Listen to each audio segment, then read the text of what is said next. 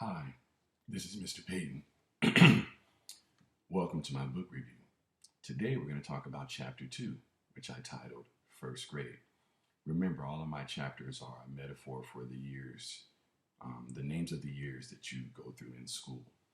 And so, second chapter, your second year of school is first grade. In this chapter, man, I had some really serious challenges. And in this second year of teaching, my emotional and psychological fortitude was challenged. If you've ever worked at a Title I school and you've ever worked in a neighborhood where they are trying to make improvements, you probably have experienced this. And for those of you who are just students or just interested in the book, I'll try to give you as much background as I possibly can. But I was working in a Title I school district. I live here in Phoenix, Arizona, and the district was the Roosevelt School District. At this time, we had just built two new schools on opposite ends of our boundaries, one on the east side of our boundary, one on the west side of our boundary. What that meant is that before the end of my first semester, they would take part of my class and populate the new school. Even though I knew that was going to be a difficult challenge, I had no idea what type of emotional, psychological effect it was going to have on me and my students. And so as the year progressed, I had my normal challenges, delivering instruction, behavior, navigating, working with other teachers, understanding all the new programs. Each year, anyone who's a teacher knows what I'm talking about here. Each year, there's always some new initiative that you have to try. So those were the normal challenges. As we got closer to the end of the semester, this idea that half of my class, because that's basically what it amounted to, was going to leave really started to build up. And so when the day came, it was an emotional explosion. My students were crying. They didn't want to leave because they had made this bond and connection with me. I'm crying because I didn't want them to leave, and I knew they had to.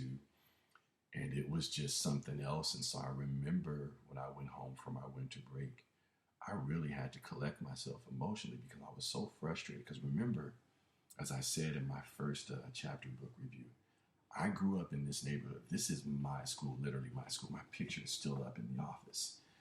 And so it wasn't just simply a business decision for me.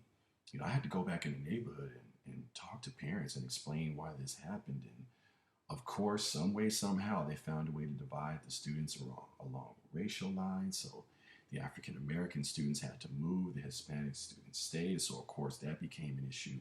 And I'm an African American man, so I'm trying to explain to the Hispanic parents why the African American parents are angry. And I'm trying to explain to the African American parents why the Hispanic students were chosen. And it was just down these boundary lines. But if you've ever worked in a lower income area, you know that that's kind of how it works. As strange as it may seem, people seem to just populate areas along racial lines. And I think that has to do with comfort. If you're African American, you're going to try to find the other African American people and live around them.